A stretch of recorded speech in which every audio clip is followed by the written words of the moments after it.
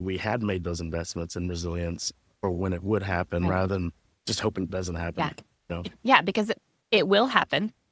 It's not a matter of if, it's a matter of when. And so you just want to make sure that when it does happen, like you said, you've kind of minimized the blast radius, you've locked down everything that you can so that the impact is a lot less significant. Right. You can recover faster. Yes, Right? exactly.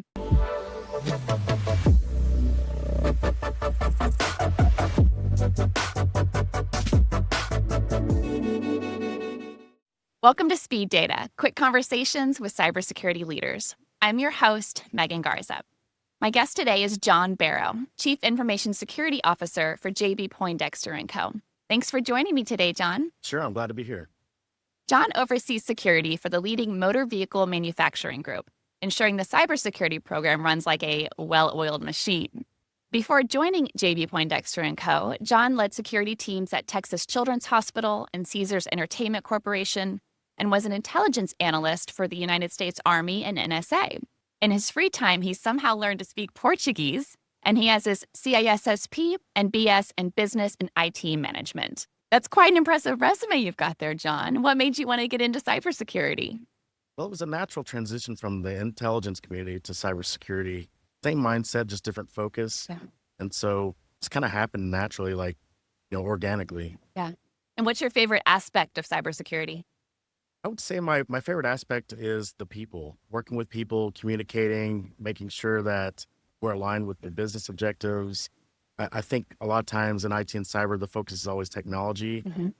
but you can't be successful in any cyber program unless you focus on the people, Yeah. right? That's your most valuable asset is the people. Yeah. What do you think most organizations misunderstand when it comes to cloud security? What they misunderstand is they assume that the cloud provider provides all the security, Mm-hmm.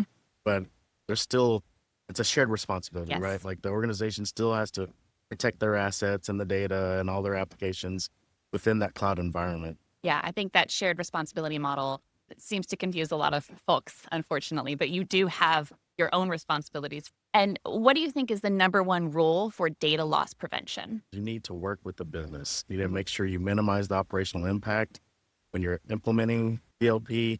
I think that's where a lot of people are starting to not shy away, but not focus so much on DLP just because it's so hard to implement because they try to force it.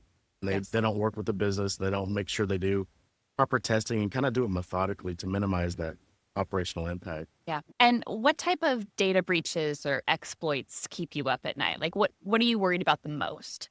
Ransomware, obviously, but anytime our business users are sharing sensitive data externally, things like that, that keeps me up at night. Yeah.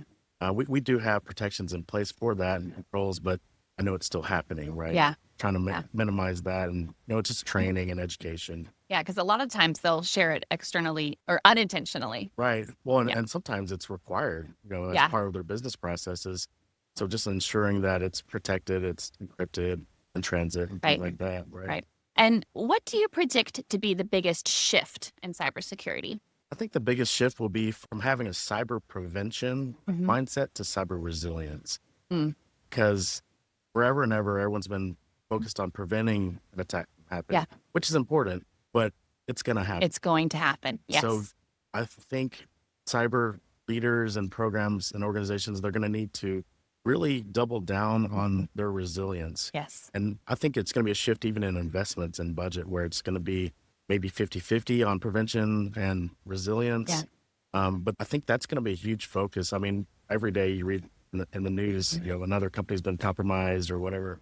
I mean, I know that's what we've been focused on at my organization. Yeah. I mean, we did have an attack, and luckily we had made those investments in resilience for when it would happen Right. rather than just hoping it doesn't happen. Yeah. Yeah, because it will happen. It's not a matter of if, it's a matter of when. And so you just want to make sure that when it does happen, like you said, you've kind of minimized the blast radius, you've locked down everything that you can so that the impact is a lot less significant. Right. You can recover faster. Yes, Right? exactly. And how do you think the threat landscape has changed since you began your career? The attackers are much faster now. Mm. For a long time, I think the mean dwell time was like 15 days or Yeah. months or sometimes even years where they would just sit persistent in your environment and wait for the perfect time to actually enable or execute whatever malware. But now with AI and everything else, that dwell time's a lot less. Yeah. Where in personal experience with the tech we had, the second they got in our environment, they were already moving laterally. They were already trying to go to their objective. So it's immediate. So the Yes. speed. That's Yeah, a big AI has difference. been such a game changer Right. for both good and bad, really. Right. Right. And you and I, we've kind of chatted a little bit about our passions and your passion for running and my reluctance to do so. I haven't been running in a while, as you can tell. But if you weren't in cybersecurity, what would you be doing? I would probably be playing music, actually. Oh, yeah, because you said you're a Yeah, drummer. I played drums and sing, and my dad was a musician in Nashville and all that. Oh, So wow. I'd probably be playing music. That's another one of my passions. Yeah. Yeah. What kind of music do you play? Kind of everything, more rock and roll, but Yeah. I've played country and hip hop and funk and Hip hop. kind of across the yeah. Wow. Like I did a world tour when I was in the military, actually, for 6 months, where we toured the world playing in a top 40 band. I like to play everything, but I mean, rock's kind of my default. That's. But Okay, I do we're love good. the rock, yeah. Yeah. Well, thank you so much for joining me today, John. I've loved chatting with you. And for our audience, if you would like to be a guest on Speed Data, please visit varonis.com/speed-data. Thank you, John. Thank you.